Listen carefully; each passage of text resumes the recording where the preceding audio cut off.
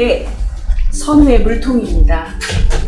이제 선우가 학교를 천국으로 다니기 시작하다 보니까 거의 일주일 내내 매일 거의 왕복 2시간 이상 그렇게 차 안에서 지내게 되는 상황이 되었어요. 선우가 목말라 할 땀이 많아서 그런지 목말라 할 때가 많거든요. 그래서 제가 이렇게 물통에 차 안에서 갑자기 목말라 하면 굉장히 난감하기 때문에 차 안에서 먹을 수 있도록 물통을 주는데 제가 정신이 없지 않습니까? 그래서 돌아올 때까지 챙기는 걸 잘 못해줄 때가 있어요. 그러면 저는 얘를 아침 물 챙겨주고 나서 됐다고 생각을 하고 잊어버리는 거죠. 선우는 이거를 먹고 채워서 먹다가도 얼마만큼 먹었는지 제가 모르니까 안 챙기다 보면 돌아오는 길에 목마르다고 막 갑자기 외치는데 물이 이렇게 한 모금도 채 안 되는, 입안만 좀 적실 수 있는 그런 정도 이렇게 남아있는 경우가 있어요. 그러면 아이도 막 갈증에 답답해하고 고통스러워하고 저도 막 이렇게 긴장이 돼가지고 막 허겁지겁 편의점을 찾는 그런 사태가 가끔 벌어집니다. 인생이 고달파요, 사실은. 각자 사는 상황에 따라서 또 여태까지 살아온 과거만을 생각해 볼 수 있기 때문에 어떤 분들은 인생이 뭐 크게 고달프지 않다고 생각할 만한 사람들이 있겠지만 사실 인생을 전체적으로 크게 놓고 보면 사람의 이 땅에서의 삶이라는 것은 고달프죠. 그런데 그 중에서도 우리 그리스도인들은 너무나 불공평하고 심지어 요즘 세상은 정말 무시무시하기까지 한 이런 세상에서 생활을 하면서 또 그 속에서 신앙생활까지 해나가야 하는 그런 상황이고, 주님이 우리에게 보여주시는 높은 기준에 다다르기 위해서 노력을 하니 때로는 더 힘들다는 생각이 들 때가 있습니다. 그래서 이런 인생의 어려움과 고통이 몰려올 때마다 우리는 그것의 이유와 해결이라도 좀 찾아야 견딜 수 있을 것 같아서 그 이유와 또 그것의 해결의 그 해답을 찾으려고 하는데 그게 참 어려워서 결국엔 그냥 힘없이 나의 부족한 믿음을 탓하게 되는 경우가 많이 있습니다. 그런데 사실은요, 가만히 찬찬히 우리 내면을 들여다보면서 생각해보면 이게 단순히 그냥 내 자신의 부족함을, 그 믿음을 탓하는 게 아니라 마치 아담이 예전에 죄를 지었을 때 하느님께서 하느님의 말씀을 어겼는지 물으시자 아담이 하와를 탓하는 대답을 하죠. 근데 하와를 탓하면서 뭐라고 말했나요? 당신께서 나한테 붙이신 하와가 이렇게 나를 이렇게 하게 했다, 이렇게 얘기를 합니다. 사실은 은근히 하와를 만들어서 나한테 붙여주신 그 하느님께 탓을 하는 것과 같은 거였죠. 나에게 하느님의 은혜가, 하느님은 전지전능하신 분인데 그 하느님의 전지전능하심이 좀 더 충분히 임했더라면, 즉 나에게 있는 믿음이 부족한지 좀 하느님이 좀 미리 아시고 아예 처음부터 좀 충분히 챙겨 부어주셨다면 내가 좀 이 어려움을 좀 잘 감당하고 이런 어려움을 좀 헤쳐나갈 수 있었을 텐데 하고 우리 마음에 무의식적으로 불평하는 마음이 생기죠. 지금 믿음이 모자라서 이렇게 힘들고 답답한데 하느님 뭐 하고 계시냐? 하느님 뭐 하고 계세요? 라고 물으면서 왜 나를 돕지 않으시냐고 불평하며 하느님을 탓하는 것과 같은 때가 분명히 있습니다. 예수님의 제자들이 그러했고요. 사실은 이 누가복음서를 처음 대했던 그 당시에 초대교인들 엄청난 핍박을 받고 있었죠. 날마다 오늘 살아있지만 오늘 저녁엔 이 세상에 존재하지 않을 수 있는 그런 삶을 자그마치 300 몇십 년 동안 토굴에 내려가서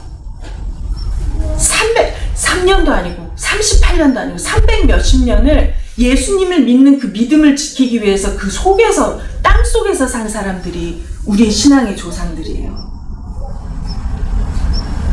하루도 아니고 그 300 몇십 년을 대대로 그 사람들이 하루하루 기도를 안 했을까요? 기도를 했겠죠. 왜 하느님 우리를 돕지 않으세요? 예수님 승천하시고 이 복음이 전해졌을 때 금방 오신다고 하셨는데, 금방 오실 줄 알았는데 왜 우리를 이 고통 속에 내버려 두세요? 내 자식이 팔이 잘리고 고문을 당하는 모습을 눈앞에서 봐야 하는 고통을, 하느님 우리 고통을 아시고 느끼시면서 왜 내버려 두세요? 질문하지 않을 수가 있었을까요? 그러니 절규하는 겁니다. 어떻게 할 수가 없으니, 하느님을 버릴 수 없고 하느님을 없다고 할 수가 없으니 하느님 우리의 믿음을 더해주세요. 믿음이 없으니 이거 견딜 수가 없어요 라고 외치게 되는 거죠. 그런데 그러한 제자들을 향해서, 그러한 우리를 향해서 하느님께서 들려주시는 말씀이 오늘 예수님께서 예로 들어주신 이야기의 말씀 속에 들어있습니다. 성서시대의 주종 관계를 우리가 사실은 잘 몰라요. 왜냐하면 우리가 경험해보지 않았기 때문에. 머리로는 알아도 그게 정말 우리 안에 체화되지 않기 때문에 잘 캐치하기가 어렵습니다. 그것은 요즘의 고용관계하고는 완전히 본질적으로 다른 거예요. 우리는 누군가가 일을 하면 그 노동, 그 일에 합당한 보상을 누군가가 하는 것, 그것이 자연스러운 주종의 관계라고 생각하기가 쉬운데요. 예수님이 말씀하신 그 당시에 그때의 주종 관계는 그런 거와 완전히 본질적으로 다른 관계였습니다. 그 당시에도 종이 주인을 위해서 일한 건 맞아요. 그런데 이들 사이의 관계의 본질은 일과 돈의, 일과 보상의 문제가 아니었어요. 존재적인 정체성의 문제였어요. 이 종은 주인을 위해야 하는 존재이기 때문에, 이들의 관계는요, 종은 주인을 위하고 주인은 종을 위하는, 이렇게 하나가 되는 관계였어요. 주인을 위하는 일, 그런 일을 하도록 정해진 존재가 종이었고, 주인은 종의 생명과 건강을 위협하는 모든 것들로부터 종을 지켜주고 그의 의식주를 해결해 주는 것뿐만 아니라 사는 데 필요한 모든 것을 해결해 줘야 되는 존재였어요. 그 종이 결혼할 때가 되면 결혼을 시켜줘야 되고, 그 종이 아이를 가지면 그 아이들도 다 키워줘야 되고, 그들의 삶을 온전히 인간으로서 살 수 있도록 지켜주는 그런 존재였고, 그 존재가 인정되는 것이, 당연하게 여겨지는 것이 그들의 사회였고, 그게 복지 체계였어요. 그런 상황 속에서 이 종은 주인을 위해야 하는 존재이기 때문에 주인의 일을 해야 하는데, 그 일이라는 것은요, 그게 아무리 고되더라도 당연하고 마땅한 일이라는 겁니다. 실제로 그 주인을 위한 일이라고 예수님이 표현하신 게 뭐냐면요, 쟁기질을 하고 양떼를 치는 일이라고 말을 해요. 여러분, 팔레스타인 땅은요, 지하수를 얻기가 정말 힘든 땅이에요. 심지어 제가 2005년도에 이스라엘, 이집트를 방문했었을 때 되게 놀랐던 게, 이스라엘을 떠나서 제가 이집트로 이렇게 쭉 건너서 내려왔는데요. 정말 쟤네도 제가 표현했지만, 딱 쳐다보면 그냥 사진에서 사막을 본 부드러운 모래가 있는 이런 사막이 아니에요. 그냥 완전히 딱 쳐다보기만 해도 입안에 모래가 막 끼는 것 같이 아주 그냥 완전히 드라이한, 척박한 땅인데, 그 땅에 곳곳에 이런 까만색 호스가 막 다 연결되어 있어요. 쭉 이렇게 펼쳐져 있어요. 그게 뭔지 여쭤봤더니 그 이스라엘의 도시들에서 사용할 지하수를 홍해나 이런 데서 끌어다 쓰는 거예요. 그러니까 옛날에 우물을 파서 우물을 발견한다는 것이, 그 영토에 우물을 갖는다는 것이 어떤 의미인지 아시겠죠? 우물 때문에 전쟁을 하고 그런 상황이 되는 거죠. 그 이스라엘 팔레스타인 땅에 척박한 그 땅에서, 그 가혹한 기후 속에서 하루 종일 쟁기질을 한다고 생각해 보세요. 그리고 양치는 일, 우리는 목장이 딱 정해져 있고 이렇지만 그때 양치는 일은요, 하루 이틀도 바깥에 나가 돌아다녀야 되는 일이에요. 어떤 때는 이쪽에 풀들이 가득하고 또 한참 지나면 저쪽에 풀들이 가득하고, 종이 그 양들 전체를 다 끌고 나가서 거기 먹이고 치우고, 병든 놈, 뭐 싸우는 놈, 뭐 벌레 먹은 놈, 뭐 다윗의 얘기에서도 볼 수 있듯이 야생 동물이 있을 때 보호해야 하고, 진짜 고달픈 일 두 가지를 예수님이 예를 드신 거예요. 왜 그러셨을까요? 원래가 이 땅에서 사는 삶이 크리스찬에게나 그렇지 않은 사람들에게나 똑같이 고달프다는 거예요. 첫 아담 이래. 그러니까 사람들이 바벨탑을 올리려고 그랬겠죠. 퍼져나가기 싫어서, 고생하기 싫어서. 원래가 그렇게 어려운 땅이지만, 그리고 그렇게 일을 하고 나서도 집에 들어오면 식사를 하려고 하는 주인의 식사상을 차려서 그걸 드시는 동안 옆에서 시중 들고 하는 그런 일이 원래가 우리에게 주어진 일이라는 거예요. 우리가 주인을 위하는 존재이기 때문에, 그 일이 주인을 위하는 일이기 때문에, 종은 자신을 위해 사는 존재가 아닙니다. 만약 종이 맡겨진 일이 내가 너무 힘들고 감당하기 어려워서 쟁기를 집어 던지고 양떼를 들판에 내버려 버리고 나를 위해서 움직인다면, 아니면 그렇게 힘겹고 일하고 들어와서 곧바로 자기 고통을 느끼는 자기 배를 먼저 해결을 안 하고 주인의 것을 먼저 만들고 시중 들어야 하는 게 너무 불평스럽다면, 그게 너무 불평스러워서 불평을 한다면 주인은 물을 거예요. 오히려 너 뭐 하고 있니?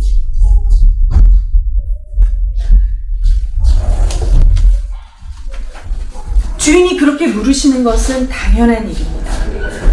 왜냐하면 우리 존재 자체가 종이기 때문이에요. 우리가 우리 마음속을 들여다보면서 이 안에 내 삶의 고됨과 고통을 해소해줄 믿음이 너무 부족하다고 여기면서 답답한 마음으로 하느님께, 하느님 뭐 하고 계세요? 라고 물을 때가 있죠. 우리도 모르게 그렇게 하고 있을 때가 있어요. 특히 신실한 크리스찬일수록. 이렇게 생각해요. 하느님께서 나를 위해서 나를 구원하셨어. 그래서 내가 보답으로 그분을 따르고 있어요. 내가 이렇게 따랐으니까 하느님은 나를 좀 늘 챙겨서 도와주셔야 한다. 나를 이 고통에서 내가 좀 편안하게 살게 해주셔야 한다.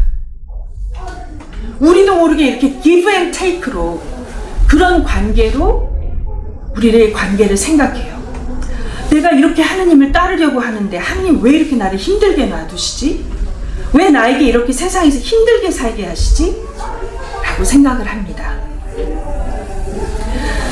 그래서요, 어떤 때는 당연히 하도록 명령되어진 나라는 존재가 정말 내 어떤 수고로서도 커버가 안 되고 동일하게 매겨지지 않는 엄청난 대가를 치르신 하느님, 그리고 우리에게 영원한 안식을 이미 준비해 놓으신 그 하느님을 위해서 일하는 그것에 대해서 너무 힘들다 보니까 나도 모르게 불평하게 되고, 어떤 때는 내가 이런 고난을 견디면서 한 일들을 나의 공로로 인정받기 원해요. 그리고 내가 뭔가 안 해도 되는 건데 덤으로 하느님께 내가 더 유익한 것을 해드린 것으로 나도 모르게 그렇게 느끼고 살게 되는 것이 있는 겁니다. 그러면서 그렇게 살아가고 있는 나에게 주어지는 고난을 의아해하고 벗어던져 버리고 싶어 하죠. 그럴 때 우리 주님, 우리의 주인께서 안타깝게 하시는 겁니다. 너 지금 뭐 하고 있니? 나는 주인의 역할을 지금 다 하고 있어. 너 정신 차리고 나와 사랑의 주종 관계 속에 있으니 너의 일을 해야 돼. 너 그거 감당할 수 있어. 이렇게 하느님께서 말씀하신 겁니다. 자, 그렇다면 종인 우리가 가져야 할, 내가 가질 수 있는 그 힘은 뭘까요? 맡겨진 고된 일을 다 감당해 갈 수 있게 하는 그 원동력이 뭘까요? 내가 감당하고 있는 불편이나 고됨을 그냥 벗어버리는 게 아닌 거 우리가 알겠죠, 이제는. 그걸 잊을 만한 뭔가 마약 같은 거를 투약받아가지고 이렇게 할 수 있는 그런 게 아닙니다. 우리의 하느님의 종으로서의 삶은 원래가 불편하고 힘이 모자른 듯하고 외롭고 고된 삶이에요. 마치 나의 마지막 힘까지 짜내는 듯한 아찔함이 있는 그런 삶입니다.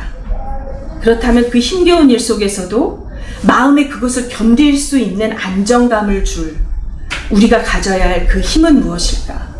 그것은 바로 내가 하느님께 속해 있다. 내가 하느님의 종이다. 종이 되었다. 딴 사람이 아니라, 딴 존재가 아니라 나의 주인이 바로 하느님이시다. 라는 그 진리를 알고 기억하는 것입니다. 그것이 믿음입니다.